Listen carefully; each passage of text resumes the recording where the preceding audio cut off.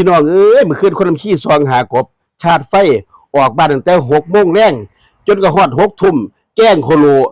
ซองหากบไปเห็นจักตัวก็เป็นตะเงินตะง่อยเดีพี่น้องคนลำขี้ไพ่ของใดก็ออกบ้านตั้งแต่6 โมงแรงมันบ่6 โมงแรงบัดนี้ชาร์จไฟไปเต็มๆกับไปเห็นหม่องไว้แล้วล่ะหม่องเพิ่นอยู่นั่นน่ะกบมันน่ะอยู่นำมันทงน้ำทาอยู่รอคู่สานั่นแหละอยู่แถวหน้านั่นแหละชาร์จไฟไว้ยามบ่เต็มพุ่นเด้ก็ชาร์จไฟไว้แล้วก็พายของได้ก็ได้ไฟใส่หัวแม่นบ่ล่ะก็ได้น้ำกระปุกหนึงไปไต่หาตั้งแต่พุ่นแล้ว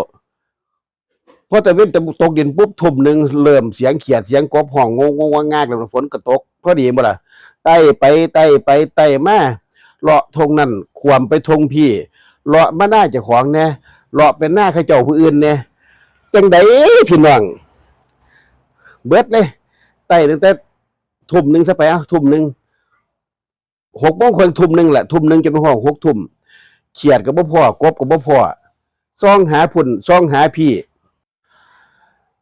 นำหาทงนั่นนำหาทงนี่ว่าซั่นไป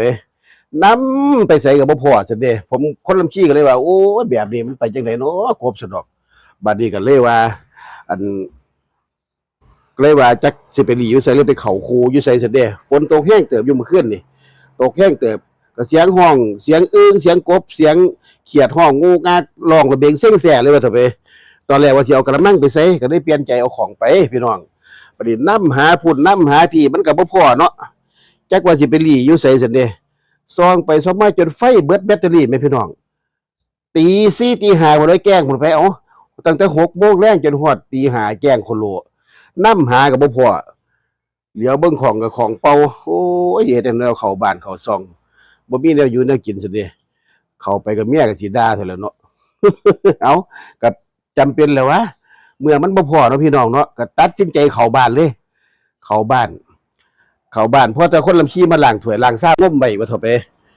เหลียวไปบ่ดีจังได๋มาว่าโคโม่อยู่แม่พี่น้องคนลำขี้ป๊าดจังซี่ก็คือบ่บอกกันเนาะสิไปออกไปหาไต่เองก็ย่ํกันสอดแกล้งโคโลปานนั้นคนลำขี้ก็นำหาส่องหาว่าไปอยู่ไสเบิ่งดูพี่น้องแบตเตอรี่ชาร์จเต็มๆออกบ้านตั้งแต่6 โมงแลงจนฮอดเที่ยงคืนนำหาแกล้งโคโลเสียงฮ้องก็ฮ้องนำหาว่าไปไสบัดสุดใดได้บัดที่ใดได้มาท่าอยู่บ้านนี่แหมพี่น้องส่องหาให้หน้าพื้นนั่นพื้นนี้ทงนั้นทงนี้แล้วก็แล้วนำหาก็บ่เห็นจักเทื่อจักว่าไปอยู่ทางใดซั่นเด้ไฟส่องนี่แหม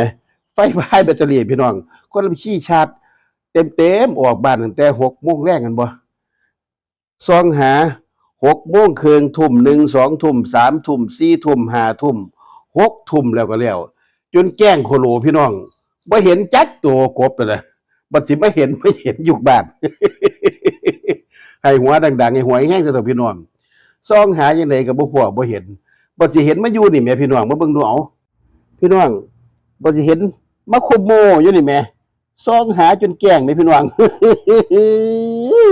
เจ้าก็ได้เนาะก็สั่งบ่บอกจะให้ข่อยไป